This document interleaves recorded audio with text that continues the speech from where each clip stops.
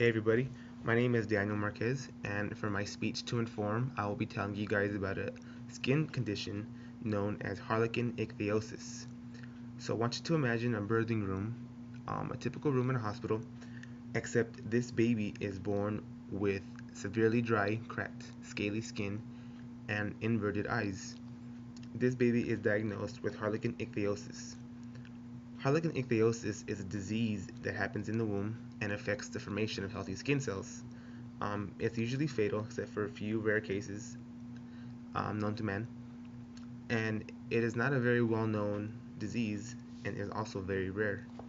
For my visual aid, I'm going to show you guys an illustration of a baby that has this disease. I use an illustration instead of an actual photograph since they are a bit graphic. So this is what a baby would look like if it was born and diagnosed with harlequin ichthyosis. The name harlequin ichthyosis is actually very interesting how it came to be.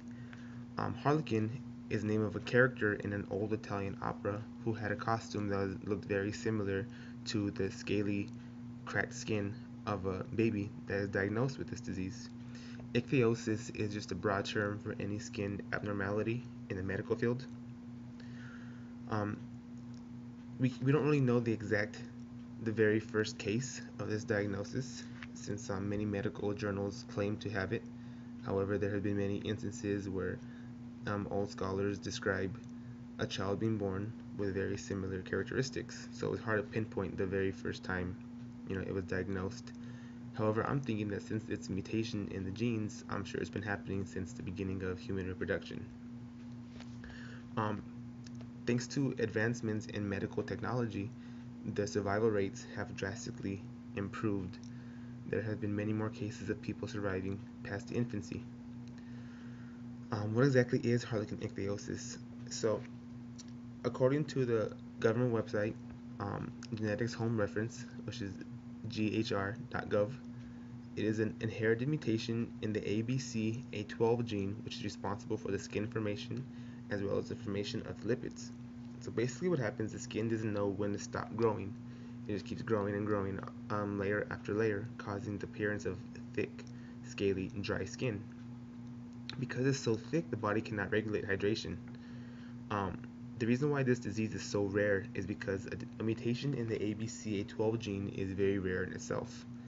So in order for a baby to be born with this disease, it has to be the parents both have to be carriers of the mutation.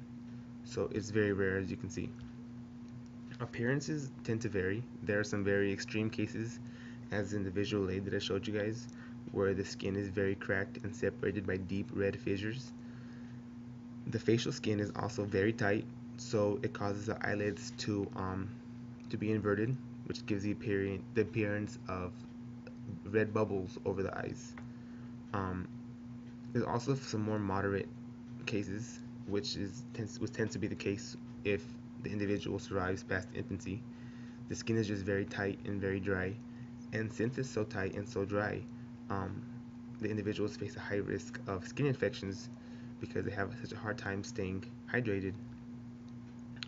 And the skin being tight hinders growth and development, so some of the limbs might not be fully grown, might not be fully developed. Um, so that's what they face. And even though the survival rates are very low, there are actually many cases where individuals can grow to live very prosperous lives. One of those cases is a young woman named Stephanie Turner, who at 21 years old was the oldest person in the world to be diagnosed with harlequin ichthyosis and still be alive. She recently made headlines according to the Huffington Post article that because she became the first person diagnosed with harlequin ichthyosis to give birth to a child. She gave birth to a healthy baby boy who, according to genetics testing, is not a carrier of his mother's gene. He did not inherit any of the characteristics of harlequin ichthyosis. However, during the whole birthing process, as you can imagine, she faced many difficulties.